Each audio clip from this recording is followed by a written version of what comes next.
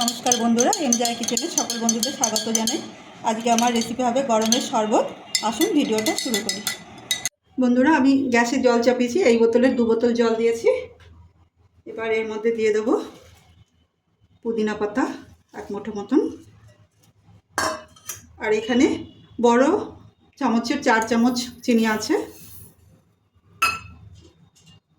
আর লেবুর কিছুটা জেস্ট নেব, এটা ফ্লেভার আসবে, খেতে ভালো লাগবে। বেশি দেবো না, বেশি দিলে তিতো হয়ে যাবে, শুধু একটু গন্ধের জন্য হালকা একটু দেবো, বাস এইটুকুই, আর নয়।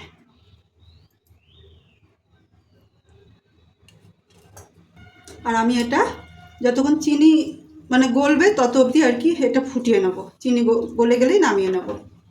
চিনি গলে গেছে, আমি এবার এটা নামিয়ে ঠান্ডা হতে দেবো। পুদিনা জল ঠান্ডা হতে দিয়েছি, ততক্ষণ আমি একটা মশলা করে নেব। শুকনো কড়াতে দিয়ে দিচ্ছি 1/2 কাপ মতো জিরে, 1 চামচ গোটা ধনে, 1 চামচ মৌরি। এটা একটু ভেজে নেব। হালকা হালকা গন্ধ ছেড়েছে, আমি এবার দিয়ে দিচ্ছি সামরিচ, দিয়ে দিচ্ছি শুকনো আদা। এটা আমি জিরে ধনে আর মৌরির সঙ্গে হালকা করে ভেজে নেব। হালকা ভেজে নিয়েছি, আমি এবার নামিয়ে নেব। এটা কড়া ভাজা করা চলবে না। আমি এর মধ্যে 2 কাপ মতো জল দিয়ে দেবো। এর মধ্যে দিয়ে দেবো মিষ্টিটা গলিয়ে নেব নাড়া দিয়ে দিয়ে। আমি এবার ভাজা মশলাটা গুঁড়ো করে নেব। এর মধ্যে 2টো এলাচ দিয়ে দেবো, দিয়ে দিচ্ছি বিট নুন 1 চামচ মতো, এমনি লবণ 1 চামচ মতো, আর দিয়ে দিচ্ছি চাট মশলা বড় বড় টেবিল চামচ। এটা আমি গুঁড়ো করে নেব।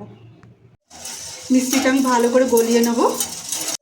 মিষ্টি গলে গেছে, এবার আমি যে মশলাটা করেছিলাম সেই মশলাটা এবার এর সঙ্গে মিশিয়ে দেবো, আর ভালো করে নাড়বে যেন কোনো দানা টানা না থাকে।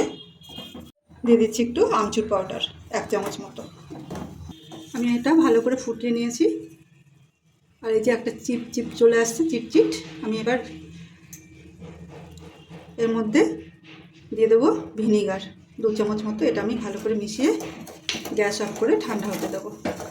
এই যে ভিনিগারটা মিশালাম, এটা অনেক দিন ভালো থাকবে, রেখে দিয়ে থেকে থেকে যখন দরকার হবে নিয়ে খেতে পারবো।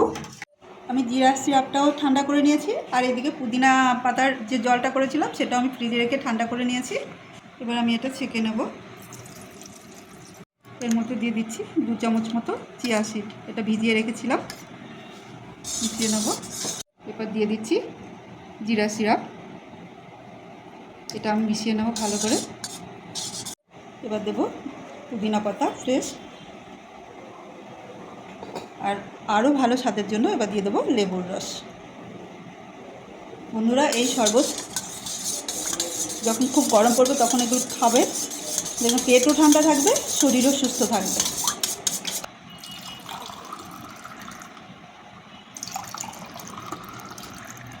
শেষে দিয়ে দিচ্ছি বরফের কিউব। যখন খাবেন বন্ধুরা তখনই বরফটা দেবেন, তাহলে ভালো লাগবে। আজকে পুদিনা জিরা শরবত রেডি। এই শরবত খেলে পরে শরীর ও পেট দুটোই ঠান্ডা থাকবে। ভালো লাগলে লাইক করুন, শেয়ার করুন, সাবস্ক্রাইব করুন। সর্বদা ভালো থাকুন, সুস্থ থাকুন।